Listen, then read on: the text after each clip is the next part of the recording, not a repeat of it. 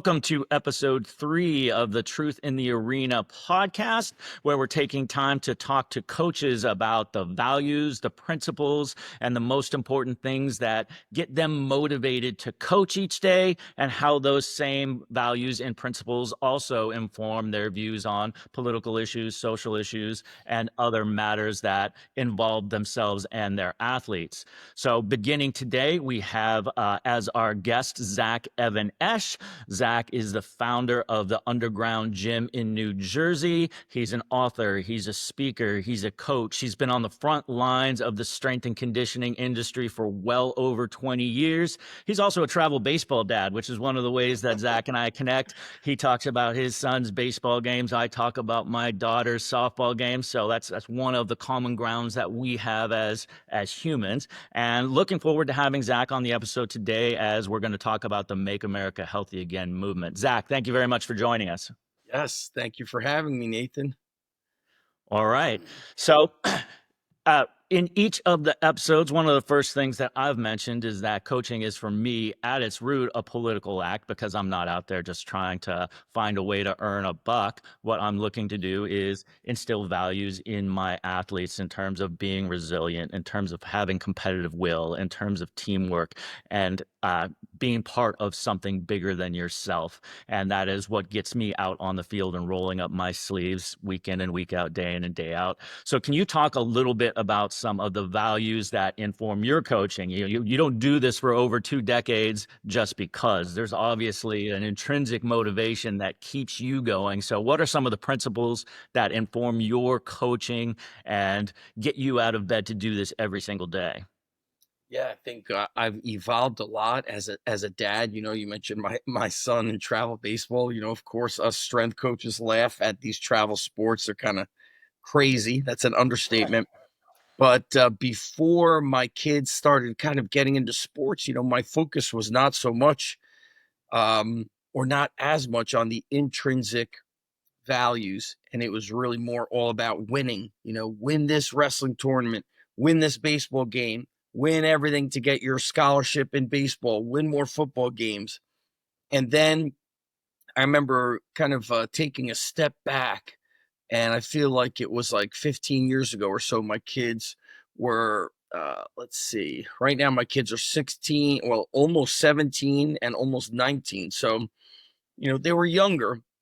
And I just had this thought. I honestly don't recall when, but I said, what would I want if I was like looking through a window, watching my kids get coached by a sport coach? What would I want that coach saying? What would I want his actions to be during coaching?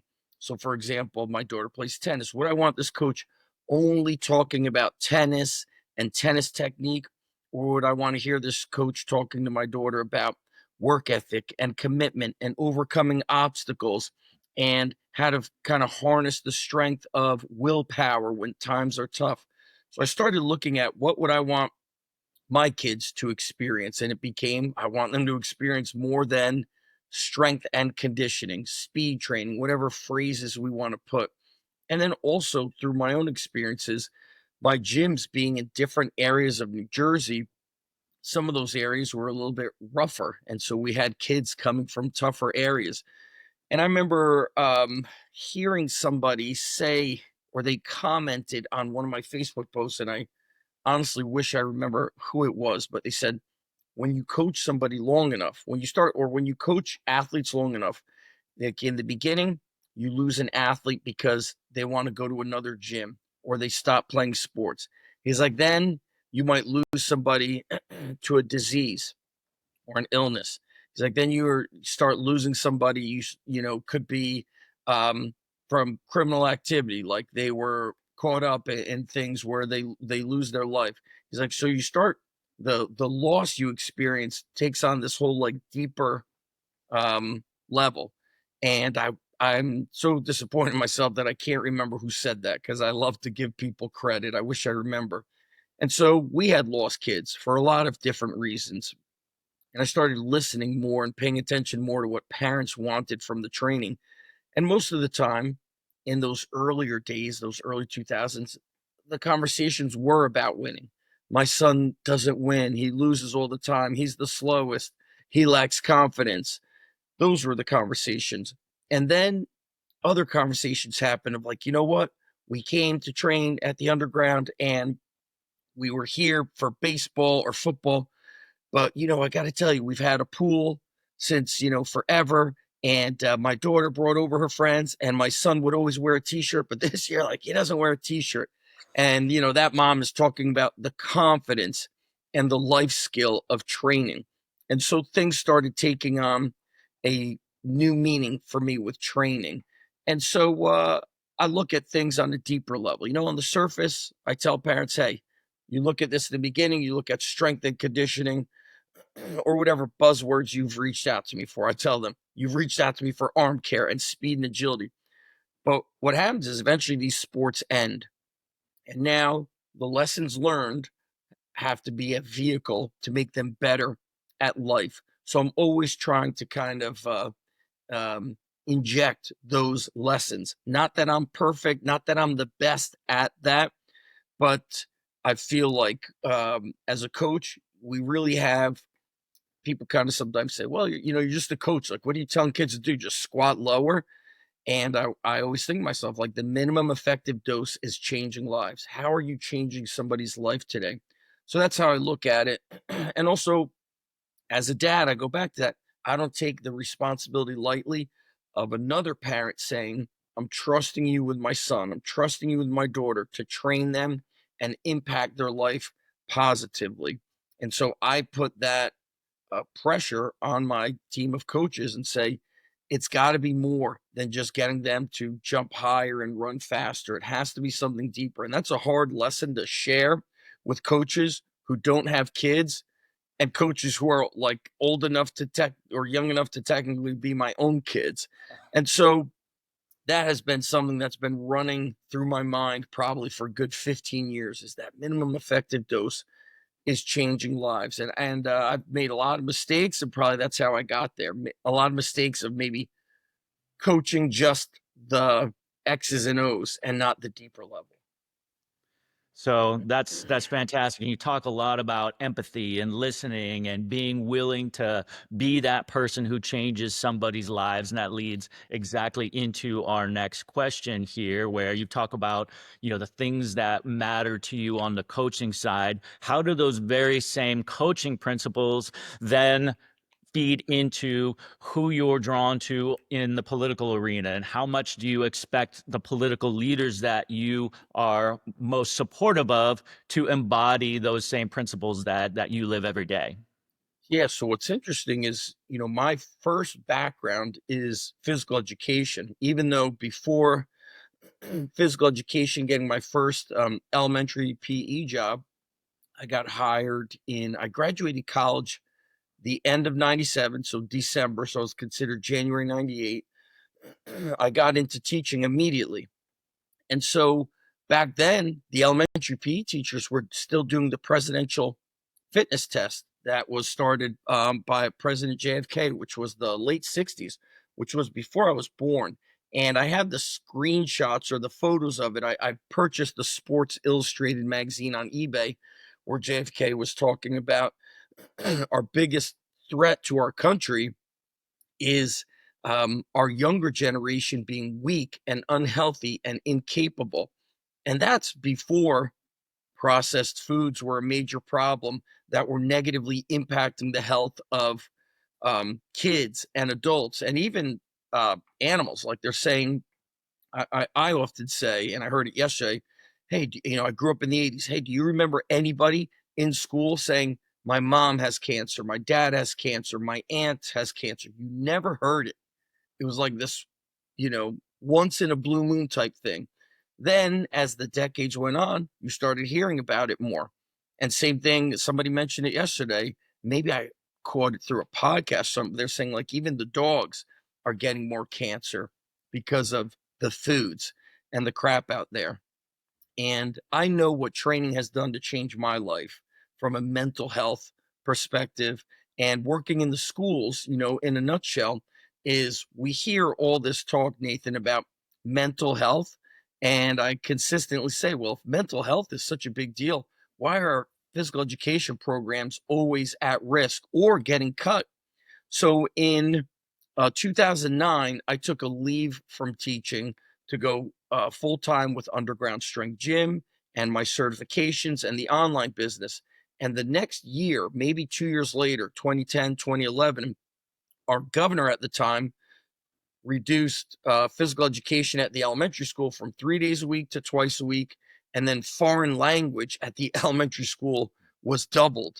And it was Governor Christie, who was like extremely obese. He had been on the Oprah show, and they had spoken to him about, your wife is so concerned about your health, and here you are, like you're cutting PE programs.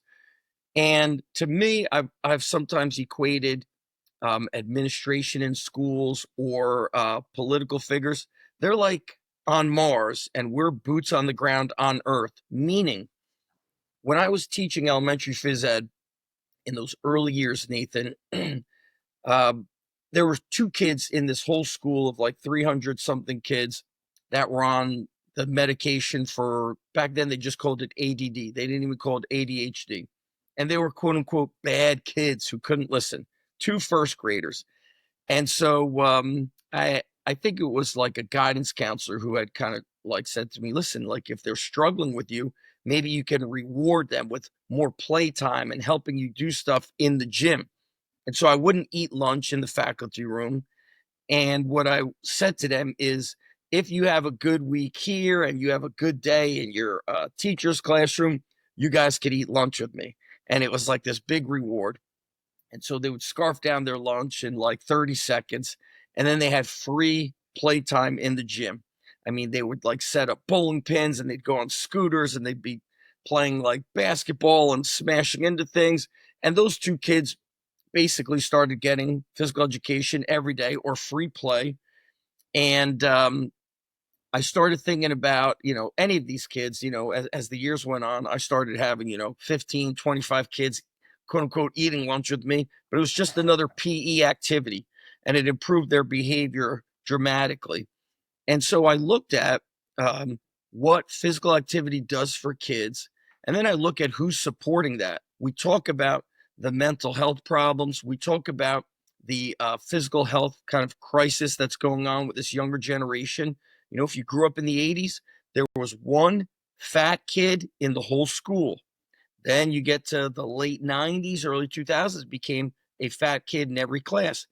Now we see fat kids and parents everywhere. And so with RFK really pushing, I'm not super knowledgeable with all the vaccinations and all that stuff, but with him pushing for healthier foods, that to me says something. First of all, it's somebody who's they try to ostracize him, but that was inspiring to me because I had read his father's articles, and Presidential Fitness Challenge has been, I don't know if it's been eliminated countrywide, but in New Jersey, I'm pretty sure countrywide, President Obama changed it to like the Fitness Gram, which was no longer competing in those events. It was like competing against yourself. And that Presidential Fitness Challenge was friggin' tough, and it made you tougher. And if you weren't good at those activities, what you did was you wound up going home and practicing them and trying to do this with your father. Dad, come running with me around the block. Come, take me to the park so I could go to the playground and try to do a pull up and work on my arm hang. It inspired family involvement. And I haven't seen that for a long time. And also, what concerned me is this: working in a high school now, this is my 6th year or 7th year as a high school strength coach. I pay attention with my background. My master's is in health education. My plan before strength and conditioning was to be a health educator at a university. And now, the universities really are a mess. And really the best health educators are doing what you're doing right here. But long story short, I started seeing boys with beer bellies and boobs who are 14, 15. And I remember saying something to a coach, and he's like, oh, yeah. He's like, these kids drink beer every weekend. I'm like, there's no way that all these kids at age 14 and 15 are drinking so much beer that they look like that. So what is the problem there? It's political figures pushing down on schools to eliminate physical education, reduce it, make it optional, making it difficult to just upgrade any facilities. Like every school needs kind of like a fitness center for kids that are maybe not into athletics that almost looks like a machine-based place so they're not intimidated, but they can start acquiring life skills. Then they need more of the athletic style weight room. And it's amazing that we spend and waste so much money in schools on things that really don't impact the lives of the kids. That is the reality of schools. The schools have become a place that are just, they're really just heartbreaking. And so, what inspires me about RFK is he's trying to make a change. And the people that fight against him, I say to myself, I'm on the front lines. I have seen what kids look like physically. I've seen the kind of the mental health implications of that. And so I want somebody that's going to make an impact. And think about this. I'll ask a question for the people listening. What has happened to the president's board of fitness? You know, it used to be Arnold Schwarzenegger was in charge. You had people that were out there doing things. Herschel Walker, I believe, was on it. Now, like, who is on the president's board of fitness directors? We don't know. It might be like uh, celebrities, but they're not actually on the front lines going and doing things. And Nathan, I actually have the original. I don't want to minimize my thing. It's saved on my desktop and I printed it out. It's somewhere here. It was the manual to begin the presidential fitness challenge. And so the people that were supporting it were community members. So it was like a mayor, an attorney, local police officers, parents, and also celebrities and movie stars. It was everybody in the community, and that started inspiring me to change my gym.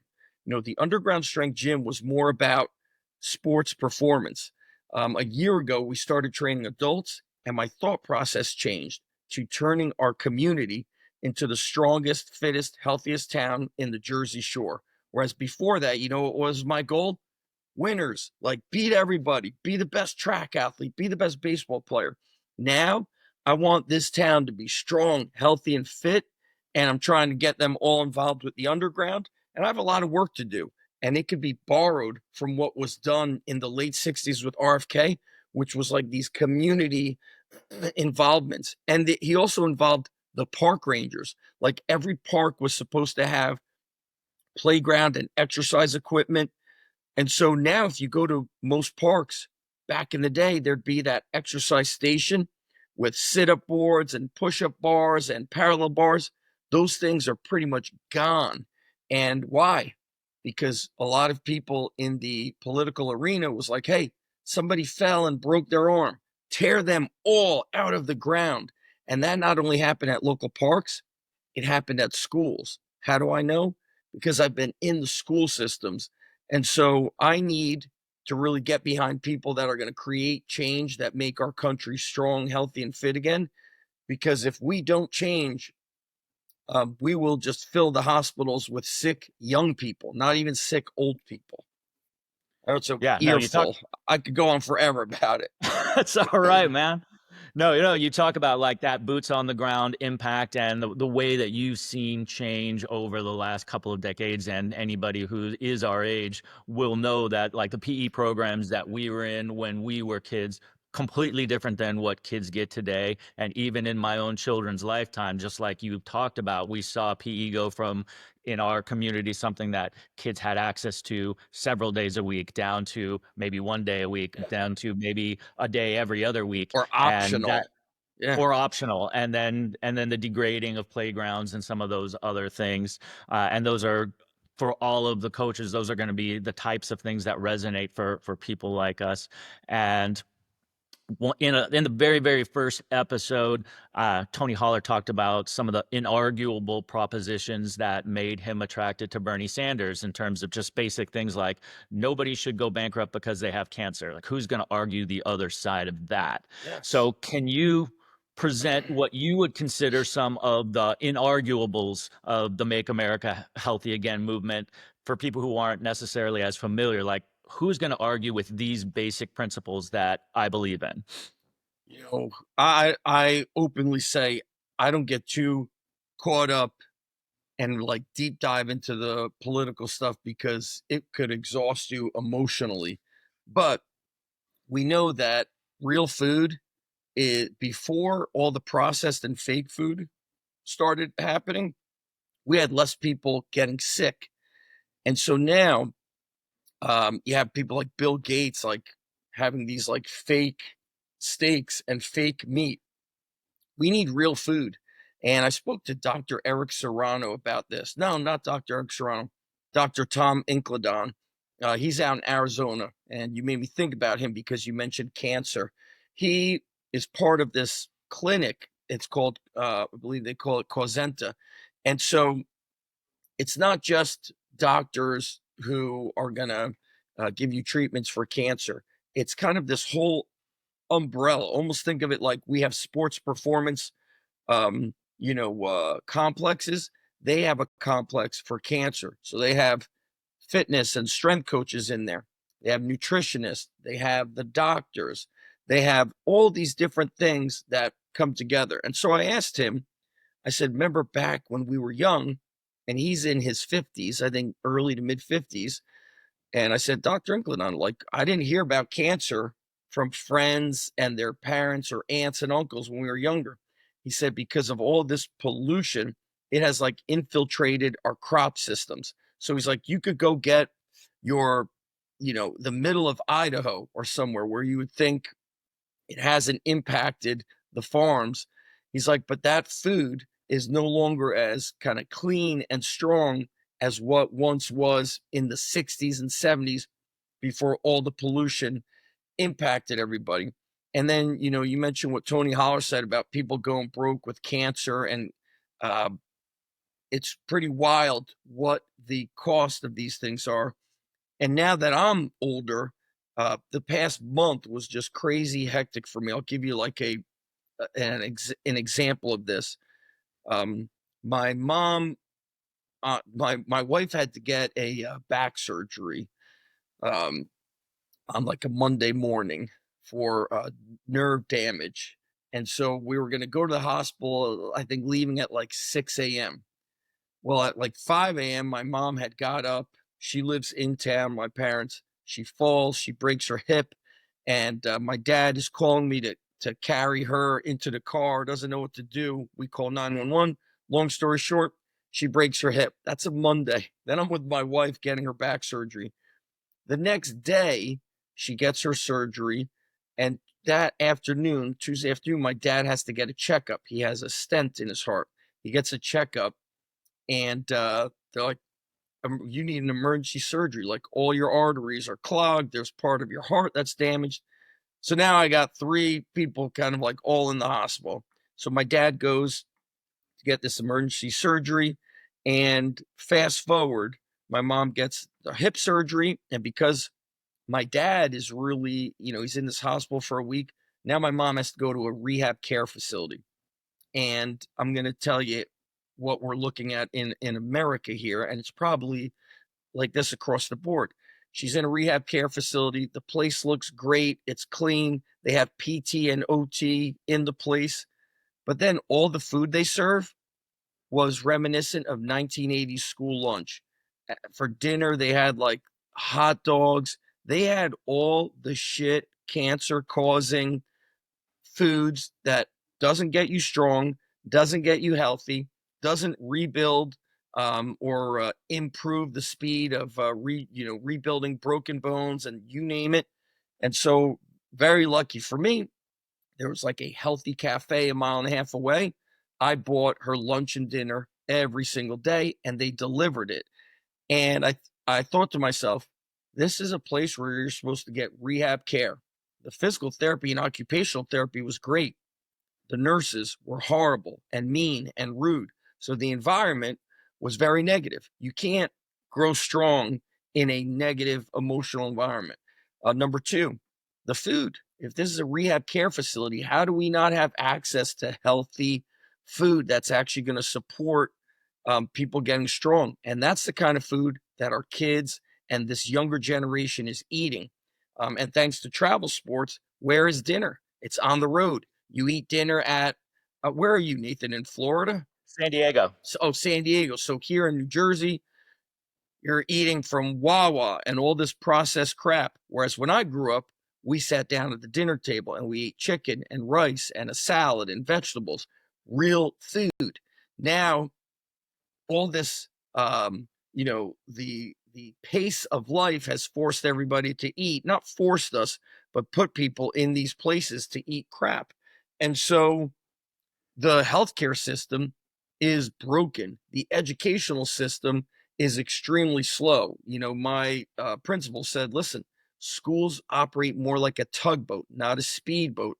And I said, yeah, that's a great reminder, but it's just heartbreaking because, hey, I want to make a change here. Well, you have to wait for it to get voted on. Now you have to wait for the budget to get approved, which doesn't happen till next summer.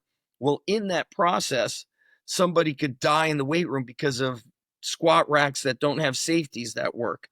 And so I look at like who is the first line really of healthcare now. It's really, I'm using the word strength coach. That's a very umbrella term. I like to more use the word sports performance coach. But Kelly Starrett and his wife, Juliette Starrett, said something 10 years ago. They said, you got to start it in your own neighborhood.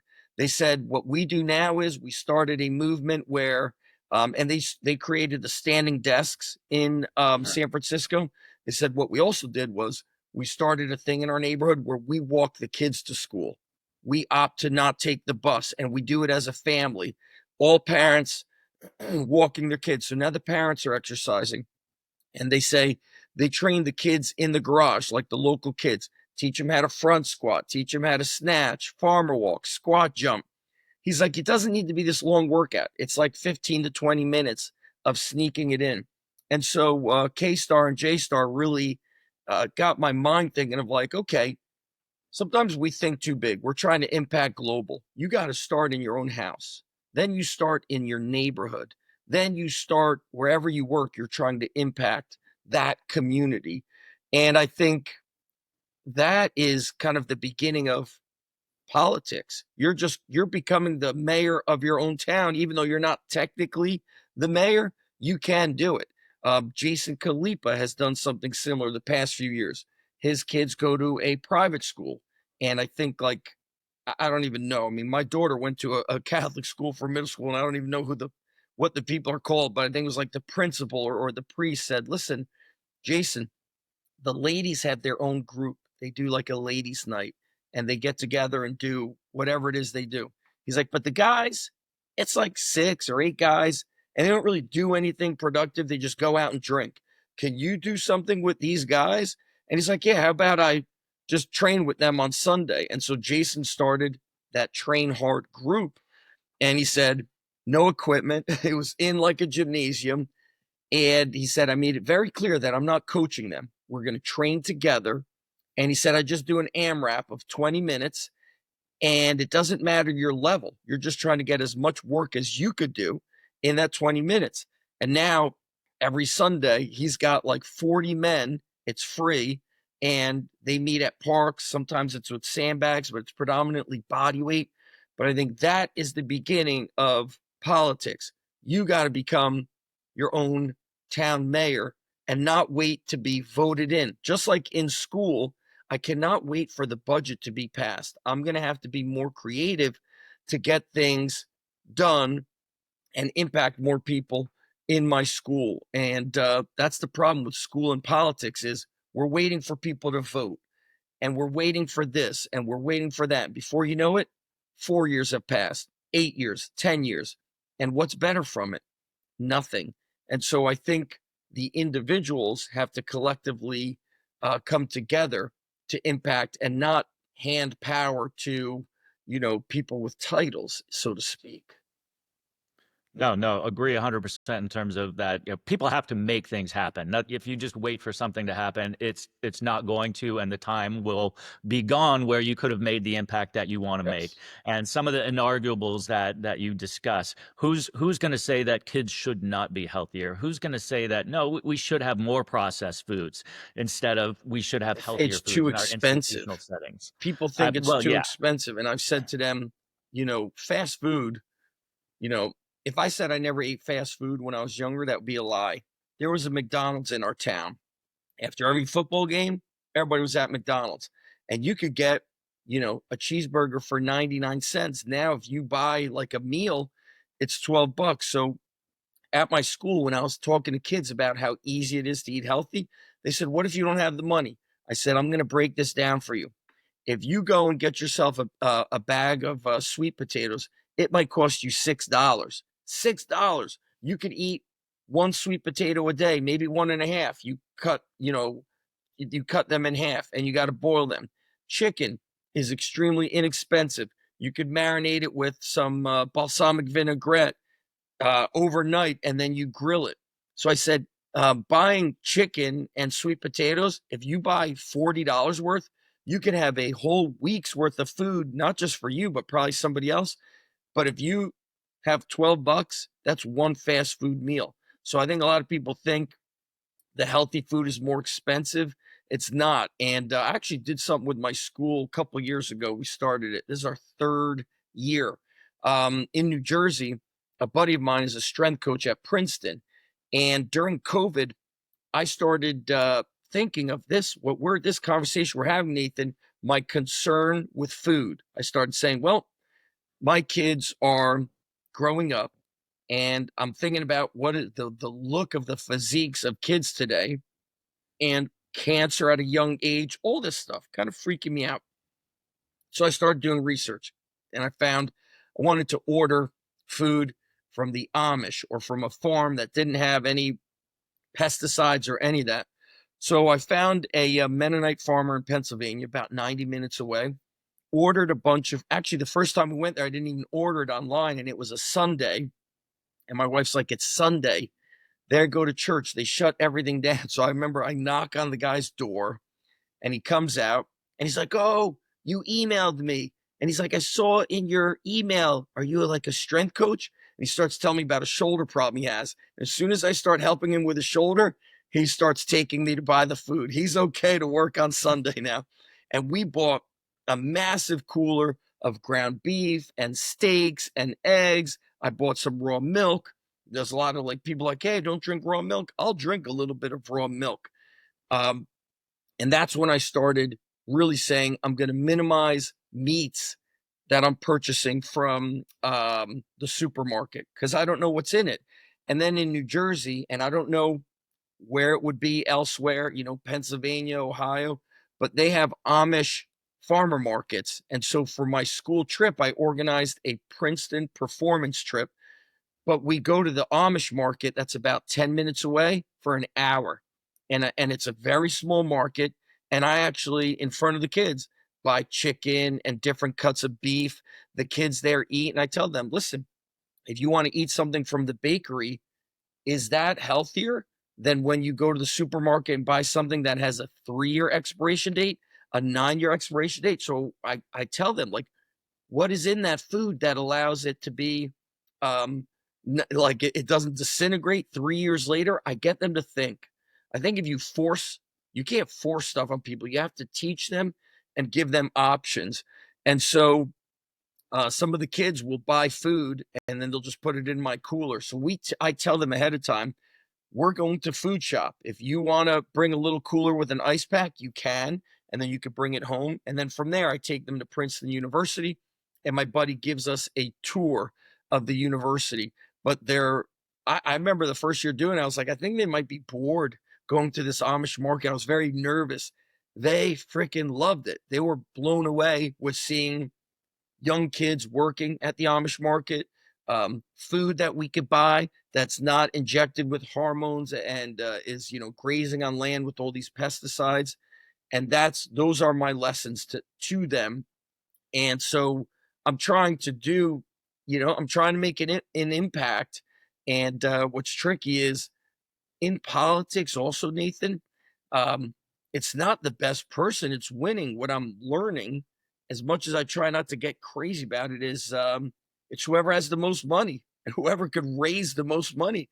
Like, who drops out of a political race? Somebody who's like, I can't win, or somebody who has ran out of money traveling and going and speaking everywhere. And at the end of the day, I look at decisions being made Are you positively impacting our younger generation, my kids and other people's kids? And I think as a strength coach, we are the front line of health, and we need to protect that younger generation. I think that is the bottom line, in my opinion. So very, very valuable things there in terms of like just teaching kids how to eat healthier, how to have that be part of your lifestyle. And then you mentioned on in the political realm, it's somebody who's able to actually outlast the competition and is able to be in a position to maybe make that impact. So in terms of the Make America Healthy Again movement, and that's being led by RFK Jr., and he did outlast people. And that is one of the controversies he has, is that he was, willing to make that same impact if he was able to be part of the cabinet for Kamala Harris. If she'd won, he'd give her his endorsement. If Donald Trump won, he'd give him his endorsement. So that willingness to play both sides is one of the things that he gets critiqued for. And then obviously, he has controversial views on vaccines, and we don't need to go down that route here today because that's not what we're talking about. But in terms of his background, and he's been ostracized by his family, and he's had a lot of personal controversies throughout his life that people think make him an unreliable source. So, what would you say to alleviate some of those concerns of people who are like, yeah, I agree with the message, but I'm not so sure about this messenger? I think we try to like look at people and say they're not perfect. And I always say, I'm not perfect. Who is perfect? What human has gone through their life without making mistakes, or with making decisions, and there was not enough research there? But he keeps coming back to his focus is just all healthier options, whether it's nutrition, whether it's vaccinations. He's got research on those vaccinations about what is helping or hurting the people of America. And look, we're humans, we judge people. But one thing that's kind of gets out of control is somebody's in a political space, and what do? They just try to find something they did wrong 10 years ago, 30 years ago. Let me tell you something. I did a lot of things wrong 10, 20, and 30 years ago. The younger you are, the dumber you are. You make a lot of bad decisions, which is why I always say to kids, hey, how many chances does somebody normally give you before you're out?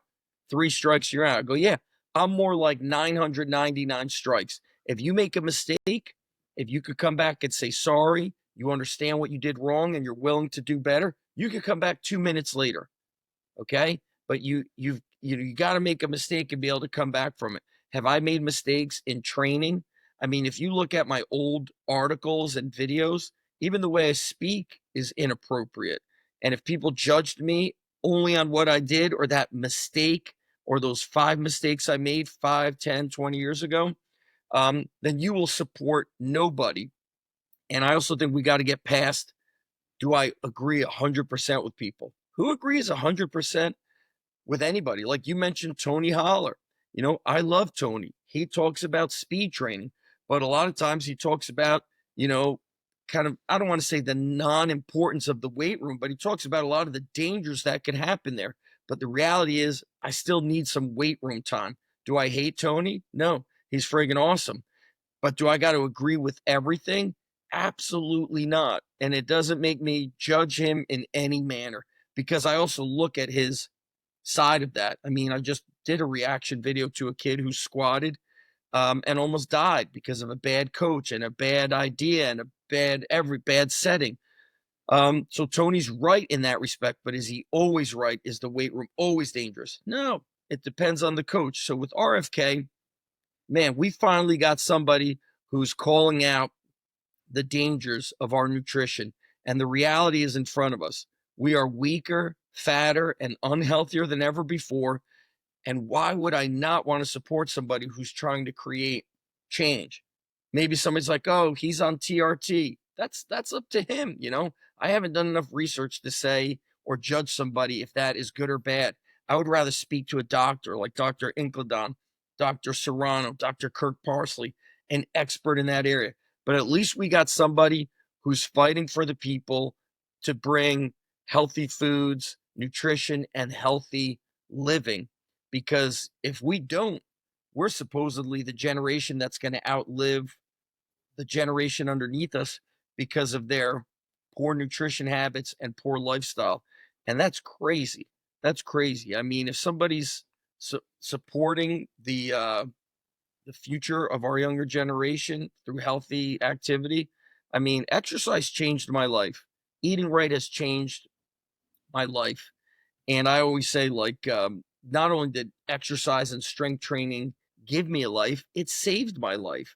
I had a lot of those mental health struggles. And thank God I found bodybuilding and a weight room and a gym to get me into this. And we need a lot more of that. I mean, I could only imagine what our schools could become if we had a fitness center in every school instead of sending millions of dollars every week to the Taliban. That money should have gone into schools to build a fitness center, a weight room, and into every VA. Like all these veterans who come back from war and have physical problems, all kinds of emotional struggles. How do we not have a weight room and a dedicated strength coach in those places to get them feeling good? I call it iron therapy. You want to feel better? Exercise, strength train. And working in the school, let me tell you something. The battle I had to get a vending machine with quote unquote healthy foods, the battle was I had reached out to a company called Power Locker. Power Locker allows you to stock it with all these healthy vending options, all different kinds of protein shakes and snacks. And then I think it's like every quarter, 10% goes back to the program. Well, not in a public school. In a public school that's ran by the government, there's like some sort of like, in California, it might be called like the California Healthy Eating Act or something. And there's foods that are listed under it. And what would be listed under it? Pepsi, the big companies. And so this power locker was not going to be able to come to my school because the government, the schools, the New Jersey schools have a contract with this certain provider of food. And you see the truck coming, it's a Pepsi truck. And so you can't turn on the power locker until school is out. Well, power locker can't make any money if they can't sell the stuff during school. Guess what comes into this healthy vending machine? Twix, Kit Kat bars, candy bars. I'm constantly calling this guy, and this is a something I do and say and believe in. I say, I'm ready to get fired for doing the right thing. I ripped into this company. I sent emails to our administration, and I said, we know that the food that's in this quote unquote healthy vending machine is bullshit. And if I draw a line down a sheet of paper and I said, do what is best for kids, what is not best for kids, that vending machine would fall under doing what is not best for kids. But we can't get these other options. For example, Jocko Fuel doesn't have dangerous chemicals and plastics in them. But guess what? It's not approved under this New Jersey Healthy Eating Act. But is it better for the kids than name another protein shake company that has plastics and shit in it? Nope. That dangerous company is approved. Why is it approved? Money. They got more money. And so we're not doing what is best for kids. And I think this is why we're starting to see that the homeschool stuff is exploding. My buddy Matt Boudreau, he has a program called Apogee. It got more popular with Tim Kennedy talking about it, but they believe that, listen, you don't need to go to a regular public school um, to get quote unquote educated and come out like ready to dominate the world. It's a broken old system. And somebody said to me, why don't kids get out earlier and like intern, junior and senior year? I go, because schools have not really evolved, you know, since think about physical education hasn't really changed much since I went to school. In fact, in New Jersey, when you say, hey, we want strength and conditioning during the day, people act like I'm asking for their firstborn child. Hey, man, this is better for the kids. Why don't we do it? No, we always did this. This is what we do. Everything has de-evolved. And so schools don't want to change. Why would there be no internships where I could learn hands-on? Because they're going to be like, well, adults work 9 to 5. Who's watching the kids? So things don't change because of the old mentality of this is how we've always done things, or convenience. And convenience oftentimes is the opposite of striving for excellence. And so politics getting into schools and government, it's oftentimes is hurting the people. That's the problem. Yeah. And Tony Holler, in his interview, talked a lot about one of the things that coaches like in political leaders are people who are willing to fight, because that's what you are as a coach. You're willing to be that one who says, hey, True. if there's something that's right for the kids, something that's wrong for the kids, I'm going to fight for the thing that's right for them, even if it gets me fired, even if it gets me in trouble, because that's who I am. Yep. And we're attracted to those kinds of personalities. And you talk about how it's important to be like the mayor of your own community in terms of pushing for that kind of ability to make kids healthier again. And then when we look at like the broader Make America Healthy Again movement, in order to transcend like the personal and being the mayor of your own community, it is ultimately going to have to take some kind of government action to make these things occur. And meanwhile, we're seeing the Trump administration trying to dismantle the Department of Education. They're rolling back some of the EPA and environmental regulations that would help regulate cleaner air, cleaner soil, for the government action that's going to be required to make these initiatives actually stick and make a difference in people's lives. What are some of kind of the metrics that you'll use to say, yeah, it's working? These things are happening, these things are occurring, and it's making the change that I voted for. I think education is in big trouble, um, for a lot of reasons. Like I said, I got my first teaching job in 1998. My salary back then exceeds my salary today because I took a leave from teaching. 100 grand in the 90s took you a lot further than 100 grand today. And so if you look at it, if you ask a senior class at a high school who is going to major in education in the colleges, you're looking at maybe out of 400, you might see a dozen kids. So they don't have the numbers. With regards to the clean air and the pollution and all that, I haven't dug deep into that. I've heard some kind of arguments against that with, hey, if we want more electric cars and all these batteries, what happens when the batteries in the cars go bad? Where do we put them? Then that impacts the environment. And so I think in our effort to utilize technology to accelerate things, some people don't look at, hey, what happens when this goes bad? Where does it go? What happens to our oceans? What happens to our water? What happens to our ground? And I think making decisions, you have to look at, what will this do this year? What is the impact 5 or 10 years from now? And I think a lot of times decisions are made that are emotionally driven. Hey, we're going to do this thing. We're going to eliminate something, or we're going to add something, and it's going to be great this year.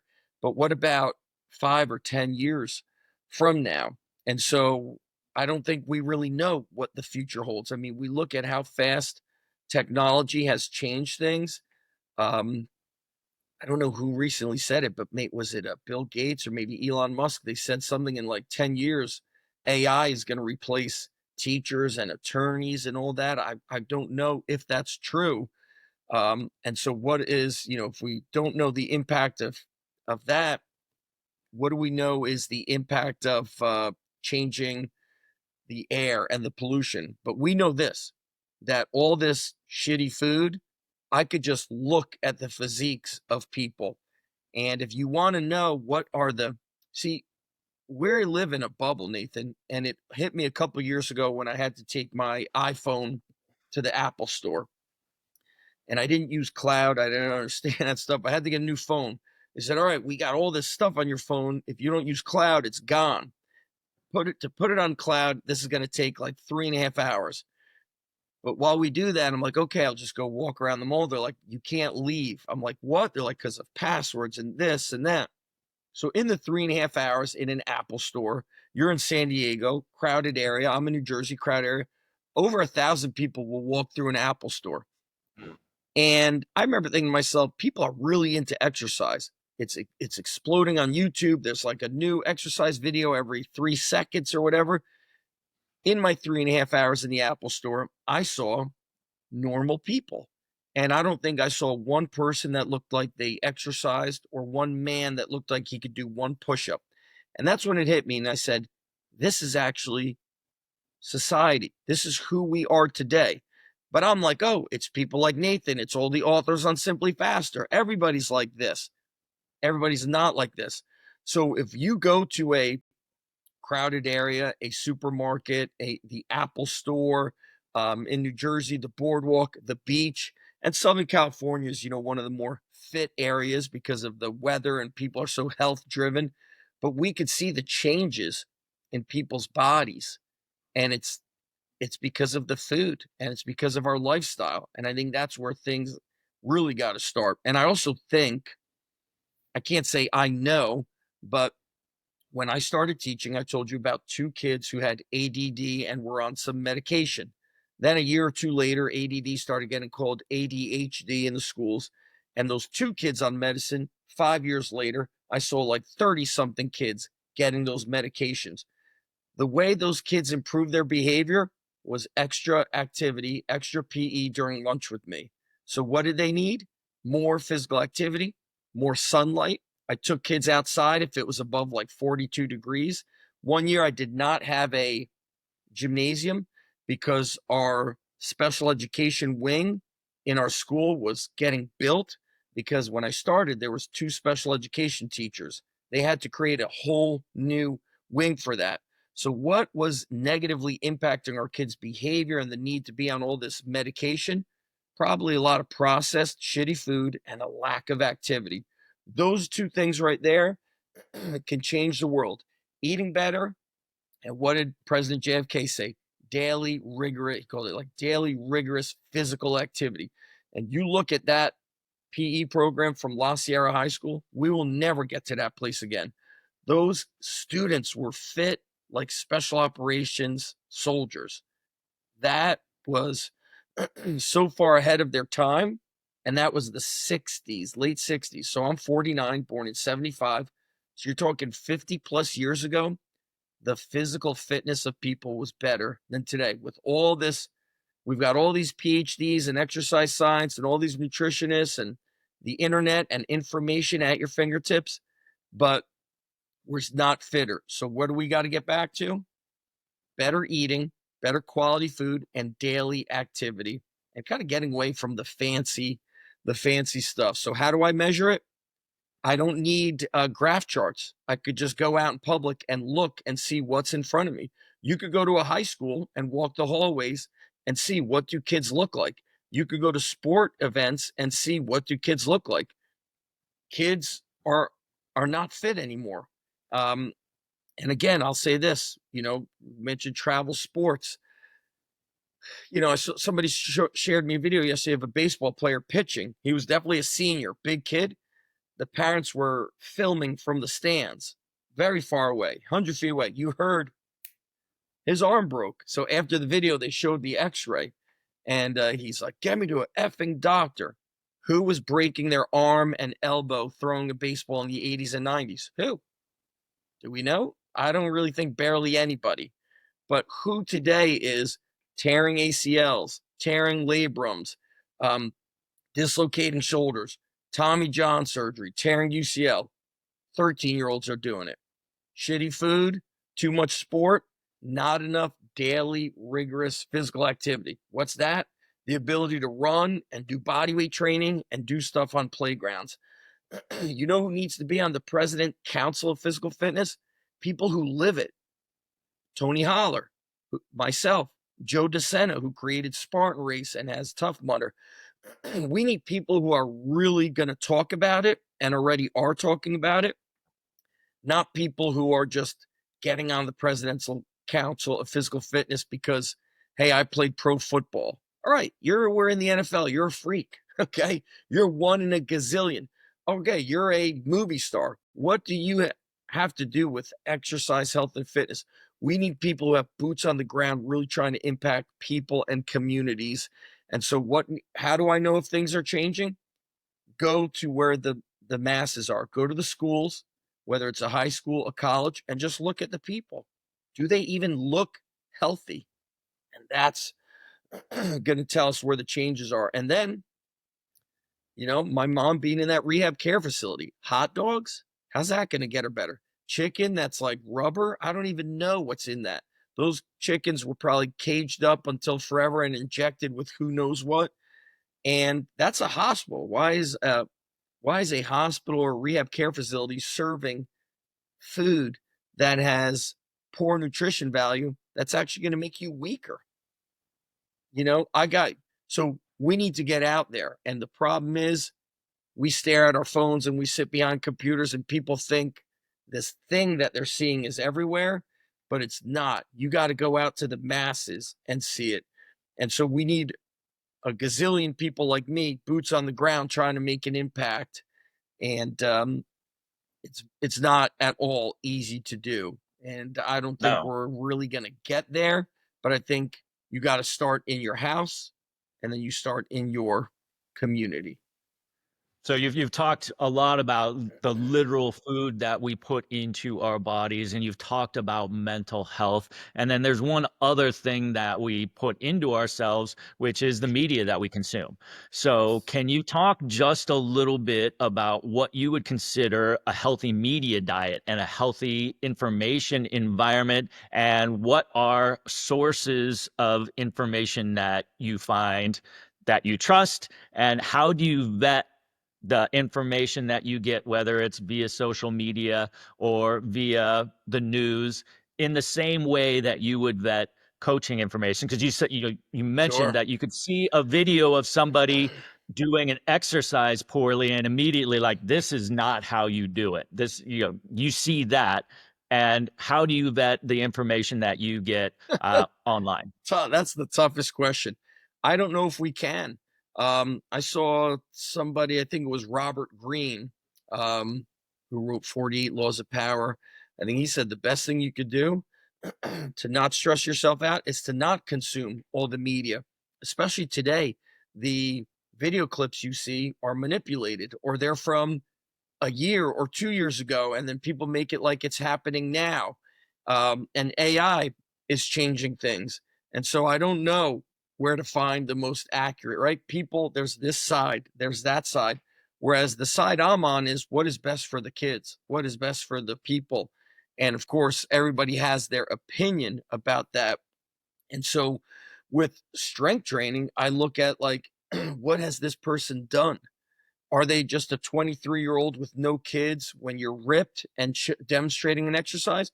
Or have they legitimately trained hundreds and thousands and tens of thousands of people and they've tested and experimented and applied this training protocol?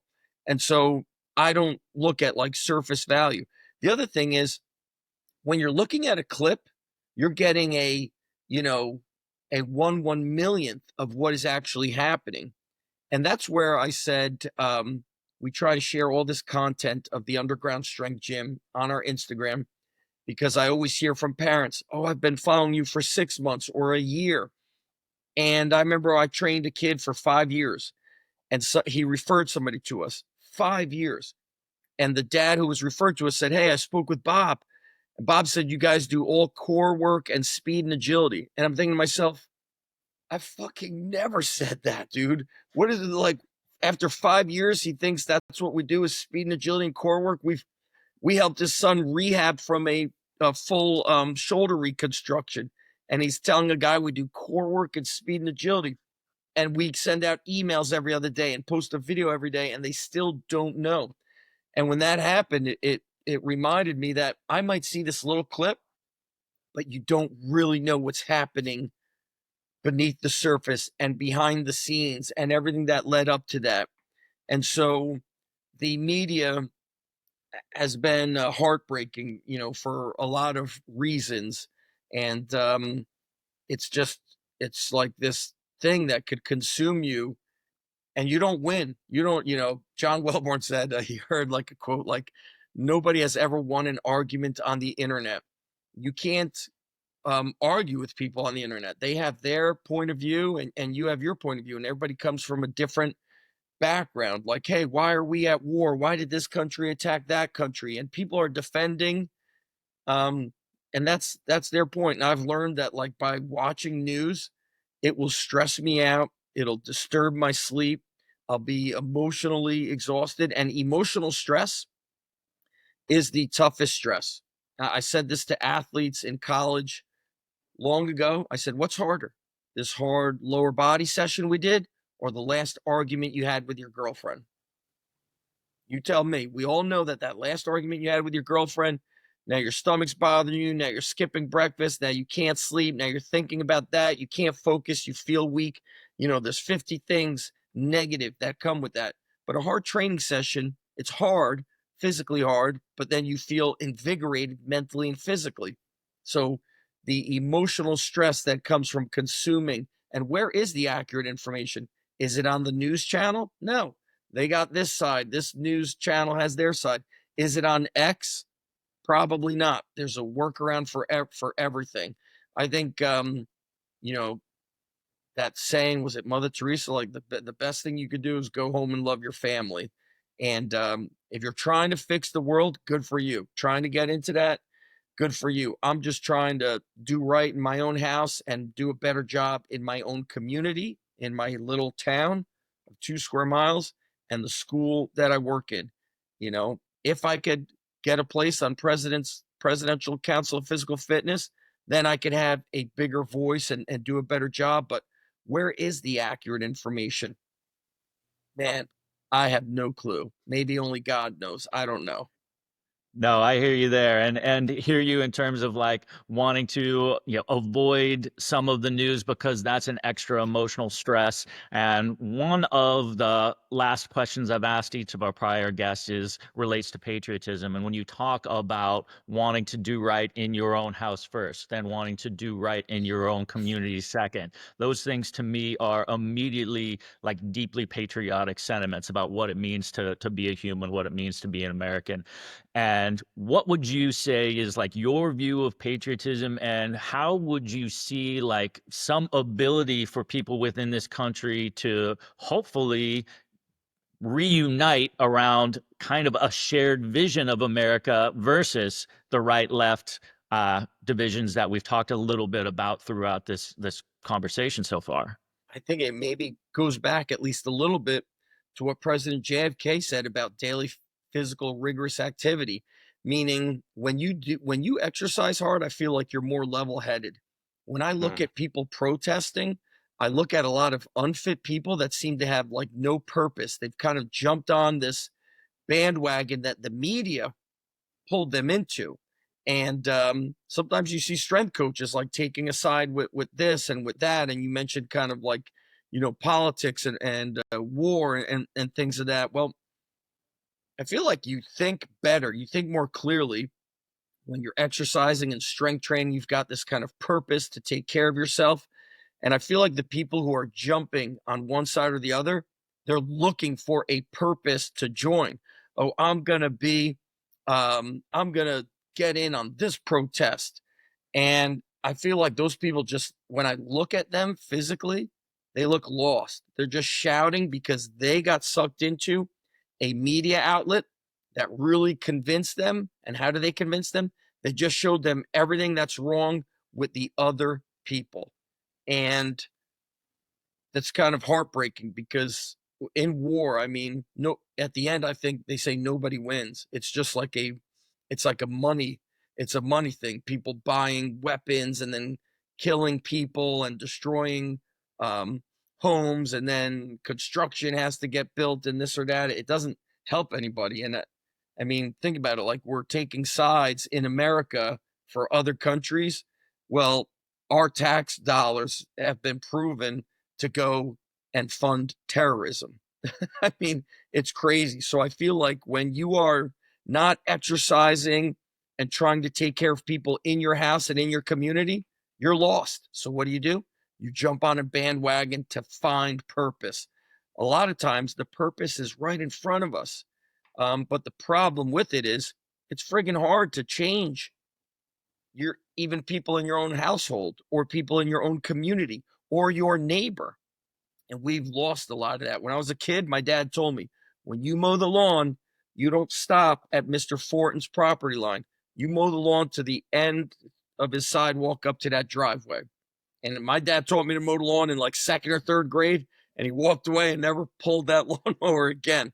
But those were the things that I learned as, be a good neighbor.